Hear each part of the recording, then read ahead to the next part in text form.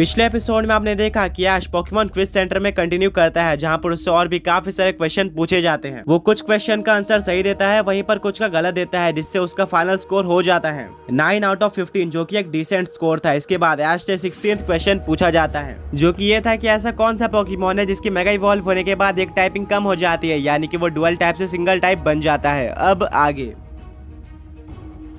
इसके आंसर के बारे में ऐश, ब्रॉक, मिस्टी और सरीना किसी को भी कोई आइडिया नहीं था, इसलिए ऐश डायरेक्टली गिव अप कर देता है। ये सारे क्वेश्चन सच में काफी डिफिकल्ट थे और इसका सही आंसर ऐश के स्क्रीन पे डिस्प्ले होता है, जो कि था एग्रोन। एग्रोन अपने बेस फॉर्म में एक रॉक और स्टील टाइप पोकेमॉन होता है, पर जब वो मेगा इवॉल्व हो जाता है मेगा एग्रोन में, तो वो एक प्योर स्टील टाइप पोकेमॉन बन जाता है, यानी कि उसकी रॉक टाइपिंग चली जाती है, जो कि एक लौता पोकेमॉन है ऐसा करने वाला। ऐश इसको देखकर काफी सरप्राइज होता है। अब ऐश का स्कोर सिर्फ और सिर्फ 9 था 16 में से, जो कि बिलो एवरेज लग रहा था। ब्रॉक बोलता है कि तुम्हारा स्कोर अब काफी खराब हो चुका है, तुम्हें बाकी 4 क्वेश्चन का आंसर देना ही होगा, तभी जाके तुम एक डिसेंट स्कोर पे आ पाओगे। ऐश बोलता है कि मैंने तो पहले ही कहा था कि मुझे पोकेमॉन की ज्यादा नॉलेज नहीं है, मैं बस बैटल्स में अच्छा हूँ। वेल, अब ऐश से अगला क्वेश्चन पूछा जाता है, जो कि ये था कि पोकेमॉन वर्ल्ड में काफी सारे ऐसे पोकेमॉन है जो कि मेगा इवॉल्व हो सकते हैं, बट फॉसिल पोकेमॉन्स में मेगा इवॉल्व फेनोमेना काफी ज्यादा रेयर है। पोकेमॉन वर्ल्ड में सिर्फ एक ही ऐसा फॉसिल पोकेमॉन है जो कि मेगा इवॉल्व होने का केपेबल है। क्या तुम उस फॉसिल पोकेमॉन का नाम बता सकते हो? ऐश बोलता है ये क्वेश्चन तो इजी होना चाहिए। ऐश एक एक करके काफी सारे फॉसिल पोकेमॉन के बारे में सोचता है एंड उसको सबसे पहले सबसे पॉपुलर फॉसिल पोकेमॉन एरोडेक्टाइल याद आता है। एंड ऐश को ये भी अच्छे तरीके से याद होता है कि एरोडेक्टाइल मेगा इवॉल्व होने का केपेबल है, जिसके चलते वो आंसर दे देता है, जो कि था एरोडेक्टाइल,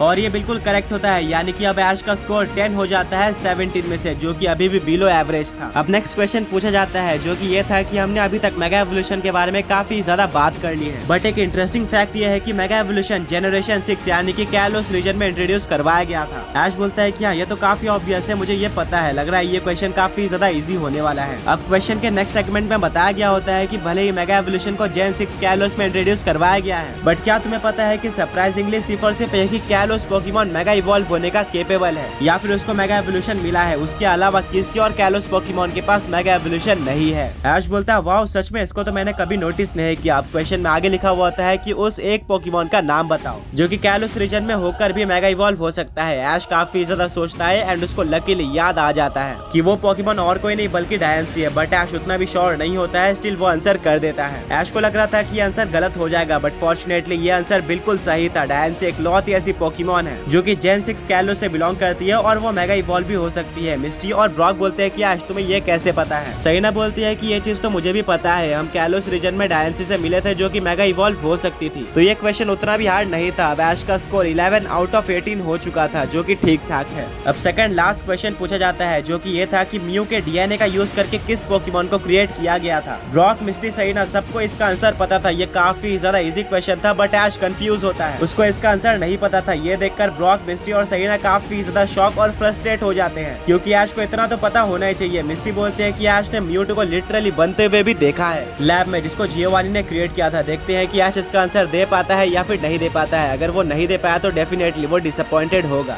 ऐश को इसका आंसर नहीं पता होता है और वो गिव अप करने ही वाला होता है, पर तभी उसको याद आ जाता है कि म्यू से काफी ज्यादा सिमिलर पोकेमॉन म्यूटू है। गिव अप करने से अच्छा मैं कुछ ना कुछ आंसर दे देता हूँ। अगर वो गलत होता है तो रॉन्ग जाएगा, बट अगर बाय चांस वो सही हो जाता है तो मुझे 1 पॉइंट मिल जाएगा। इसीलिए ऐश अपना आंसर म्यूटू दे देता है, बट वो ज्यादा श्योर नहीं था और ये बिल्कुल करेक्ट आंसर निकलता है। ऐश काफी ज्यादा सरप्राइज हो जाता है। मिस्टी बोलती है कि ऐश को कितना ज्यादा डम्ब हो सकता है, हमने साथ में ट्रैवल करते हुए म्यूटू को क्लोन होते हुए देखा था और म्यूटू का नाम कॉम्बिनेशन है म्यू और 2 का, यानी कि वो म्यू का सेकंड वर्जन है और जियोवानी ने इसको क्रिएट किया है। इसका आंसर तो तुम्हें डेफिनेटली पता होना चाहिए था। ऐश को याद आ जाता है, बट स्टिल वो खुश होता है कि उसने किसी तरह से इसका आंसर सही दे दिया था। इस बार ऐश बच गया और इसका आंसर 19 में से 12 हो गया था, जो कि एक डिसेंट स्कोर है। और अब ऐश से आखिरी क्वेश्चन यानी कि 20th क्वेश्चन पूछा जाता है, जो कि ये था कि आर्सियस पोकेमॉन वर्ल्ड का गॉड है, क्योंकि उसने पूरे पोकेमॉन वर्ल्ड और सारे पोकेमॉन्स को क्रिएट किया है। सारे पोकेमॉन्स उसके ऑर्डर्स मानते हैं, उसको काफी ज्यादा पसंद करते हैं और गॉड के तरह ट्रीट करते हैं, बट इसमें कुछ एक्सेप्शंस है।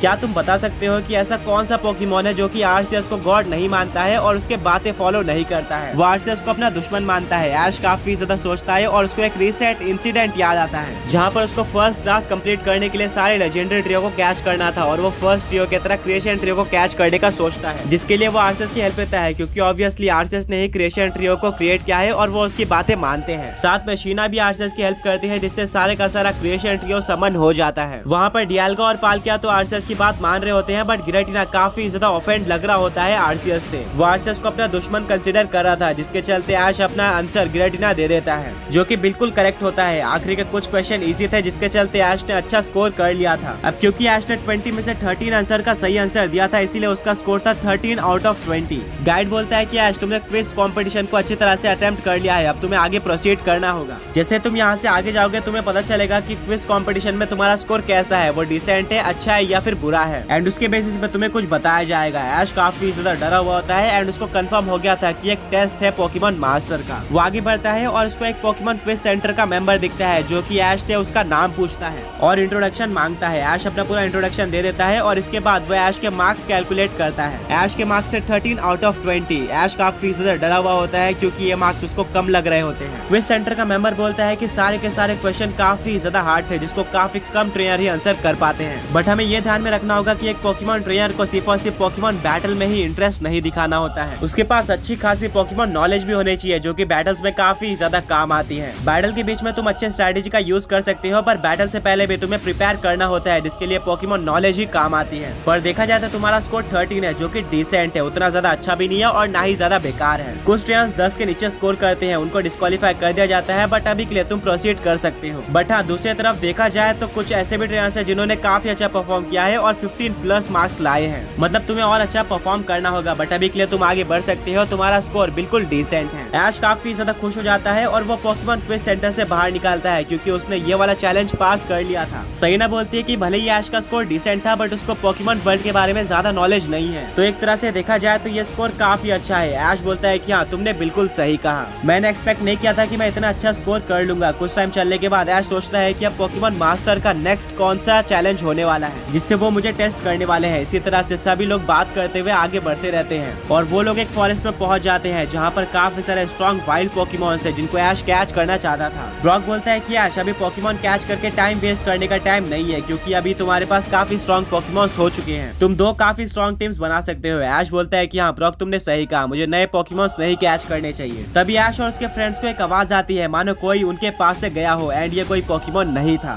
मिस्टी और सहीना बिल्कुल डर जाते हैं। ब्रॉक बोलता है कि अभी भी हमें नॉर्डर्न रीजन के बारे में ज्यादा नहीं पता है, हमें किसी नॉर्डर्न के पोकेमॉन ट्रेनर के साथ ही घूमना चाहिए, पता नहीं यहाँ पर कितने स्ट्रॉन्ग ट्रेनर्स और कैसे पोकेमॉन घूमते होंगे। तभी उनको वापस से आवाज आती है, उनको ऐसा लग रहा था कि कोई उनको देख रहा है और वो एक पेड़ से दूसरे पेड़ पर जंप कर रहा है।